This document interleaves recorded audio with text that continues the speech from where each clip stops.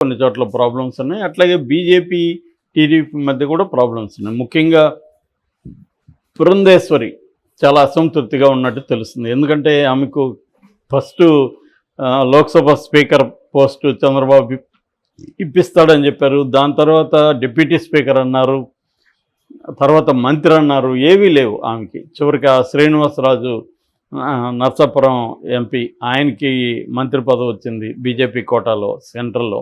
ఇక్కడేమో రాష్ట్రంలో ఏమో ఆమె వ్యతిరేకించే సత్యకుమార్కి ఇచ్చారని చెప్తున్నారు. సత్యకుమార్కి ఆమె అంత ఇది లేదని చెప్తున్నారు. సో ఆ రకంగా ఆమె మాట ఇటు సెంట్రల్లో కానీ ఇటు స్టేట్లో కానీ చెల్లలేదు. ఆమె ఎంతో హెల్ప్ చేసింది చంద్రబాబుకి.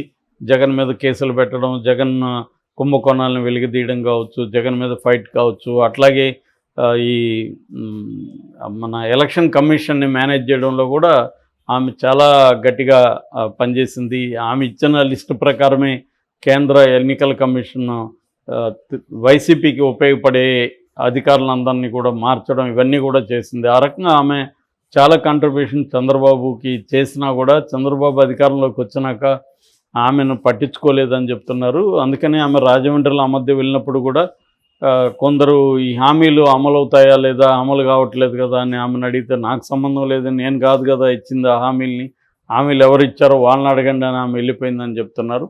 సో అలాగా ఆమెకు చంద్రబాబు పట్ల కొంత అసంతృప్తి అయితే ఉంది అని చెప్తున్నారు. బీజేపీలో కూడా ఇటు జనసేనకేమో 3 మంత్రి పదవులు ఇచ్చారు, బీజేపీకి 1 ఇచ్చారు. బీజేపీ నాయకులను ఎవరిని కూడా పెద్దగా ఇంపార్టెన్స్ ఇవ్వట్లేదు. పవన్ కళ్యాణ్కి ఇచ్చిన ఇంపార్టెన్సు పురంధేశ్వరికి ఎక్కడా ఇవ్వట్లేదు. మనం చూస్తున్నాం పవన్ కళ్యాణ్కి ఇటు డిప్యూటీ సీఎంగా ఇవ్వడం కానీ, అన్ని చోట్ల పవన్ కళ్యాణ్ని అన్ని సమీక్షా సమావేశాల్లో కూర్చోబెట్టడం కానీ ఇవన్నీ చూస్తున్నాం. మామూలుగా అయితే డిప్యూటీ సీఎంని ఎవరు పట్టించుకోరు, కానీ పవన్ కళ్యాణ్కి చంద్రబాబు చాలా ఇంపార్టెన్స్ ఇస్తున్నాడు. అది అట్ ద సేమ్ టైం పురంధేశ్వరికి ఏమాత్రం పట్టించుకోవట్లేదు అన్న ఇదైతే ఉంది. సో ఈ కాంటెక్స్లో ఇప్పుడు నామినేటెడ్ పోస్టులు అనేవి ఇవ్వాలి. ఆల్రెడీ 2 నెలలు అయిపోయింది. సో చంద్రబాబు 30 నుంచి 50% పోస్టులు ఇప్పుడు ఇచ్చేద్దాము, తర్వాత కొంత గ్యాప్ తీసుకొని మిగిలిన పోస్టులు అప్పుడు ఇద్దామనేది ప్లాన్ చేసుకున్నాడు. సో ఇప్పుడు ఇందులో 50% మొత్తం ఓవరాల్గా నామినేటెడ్ పోస్టులలో 50% తెలుగుదేశానికి, 30% జనసేనకు, మిగిలిన 20% బీజేపీకి ఇవ్వాలని చంద్రబాబు ప్లాన్ చేశాడని చెప్తున్నారు. అయితే బీజేపీ దానికి ఒప్పుకోకుండా మాకు ఇంకా ఎక్కువ కావాలి, మేము చాలా పనిచేస్తాం, మీకు అసలు మోడీ అండలేకపోతే మీరు గెలిచేది కష్టమయ్యేది, సీఎం అయ్యేది కష్టమయ్యేది, అలాంటిది మమ్మల్ని పక్కన పెడితే మీరు మమ్మల్ని థర్డ్ దీంట్లోకి తీసేసి చేస్తే కరెక్ట్ కాదని వాళ్ళు అడుగుతున్నట్టుగా ఉన్నారు. దాంతో చంద్రబాబు ఇప్పుడు దీన్ని పోస్ట్పోన్ చేసేసాడు, ఇప్పటికిప్పుడు ఇవ్వడం కష్టమైపోతుందని చెప్పి పోస్ట్పోన్ చేసి దీన్ని అక్టోబర్లో చూద్దాం అన్నట్టుగా నెట్టేశాడని చెప్తున్నారు. నెక్స్ట్ మంత్ ఎండ్ కల్లా. అంటే ఇప్పటి వరకు బయటికైతే వీళ్ళ మధ్య ఇబ్బందులు ఏమీ కనిపించలేదు, కానీ లోపల ముఖ్యంగా పదవుల పంపకంలో ఇబ్బందులు ఉన్నాయి. ఎందుకంటే చంద్రబాబు ప్రాబ్లం ఏంటంటే ఆయన అనేక మందికి రకరకాల హామీలు ఇచ్చి చాలామంది సీనియర్లకు కూడా ఆయన ఎమ్మెల్యే టికెట్లు ఇవ్వలేదు. ఈసారి గెలుస్తారనుకున్న వాళ్ళకే ఇచ్చాడు. అందువల్ల వాళ్ళందరినీ ఇప్పుడు అకామిడేట్ చేయాల్సి ఉంది సీనియర్స్ అంతా. అట్లాగే లోకేష్ కోటరీ ఒకటి సపరేట్గా ఉంటుంది తెలుగుదేశంలో. సో లోకేష్ కోటరీకి ఫస్ట్ ప్రిఫరెన్స్ ఇవ్వాలి, వాళ్ళకి ఇవ్వాలి. ఇది కాకుండా పవన్ కళ్యాణ్కి కనీసం 30% పోస్టులు ఇవ్వకపోతే పవన్ కళ్యాణ్ వైపు నుంచి ఇబ్బందులు ఉన్నాయి. సో పవన్ కళ్యాణ్ కూడా డిమాండ్ చేస్తున్నాడు నామినేటెడ్ పోస్ట్. ఎందుకంటే 10 ఏళ్ళుగా పవన్ కళ్యాణ్ నమ్ముకొని, జనసేన నమ్ముకొని ఉన్న నాయకులు వివిధ జిల్లాల్లో ఉన్నారు. వాళ్ళల్లో మేజర్గా పనిచేసిన వాళ్ళని అకామిడేట్ చేయాల్సిన అవసరం పవన్ కళ్యాణ్కి ఉంటుంది.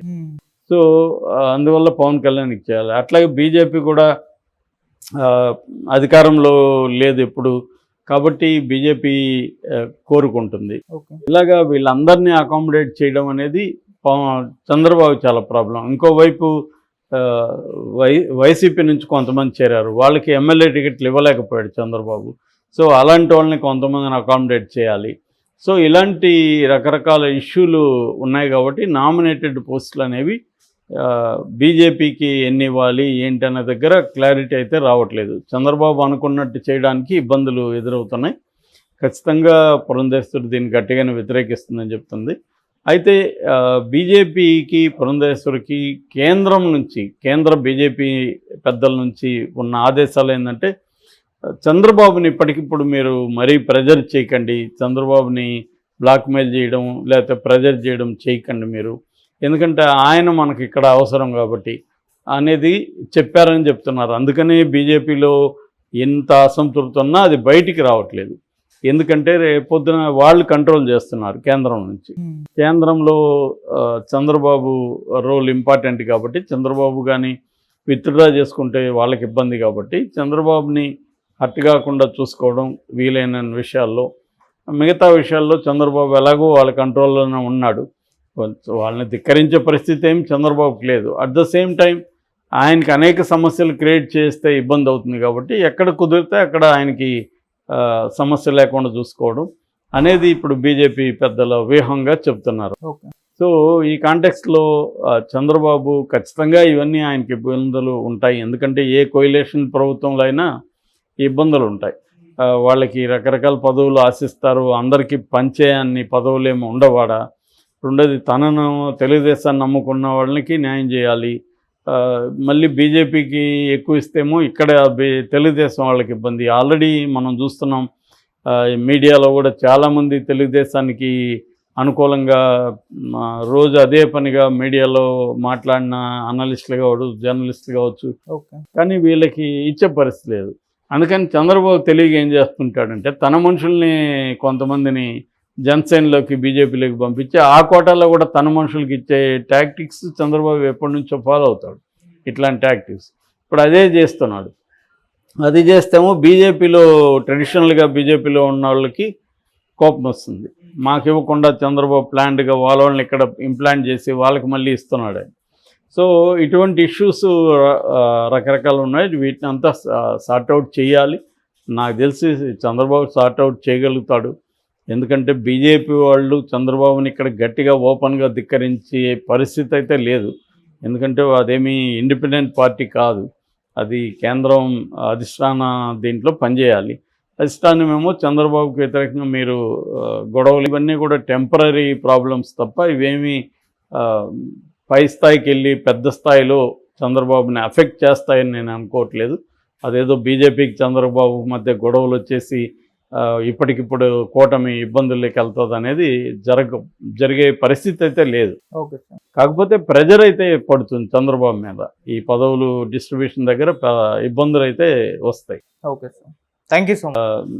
లోకల్ స్థాయిలో ప్రాబ్లమ్స్ ఉన్నాయి. మొన్న కూడా మనం చూసాము, వర్మ కూడా పిఠాపురంలో పవన్ కళ్యాణ్కి ఇన్ఫర్మేషన్ లేకుండా అక్కడ అన్న క్యాంటీన్ ఓపెన్ చేశాడు. పవన్ కళ్యాణ్ యాక్చువల్గా అక్కడ డొక్కా సీతమ్మ పేరుతో క్యాంటీన్ పెడదాం అనుకుంటే పవన్ కళ్యాణ్కి చెప్పకుండా చేశాడని అక్కడ లోకల్ జనసేన నాయకులను కూడా ఎవరిని పిలవకుండా అదేదో టీడీపీ ప్రోగ్రాం లాగా, పార్టీ ప్రోగ్రాం లాగా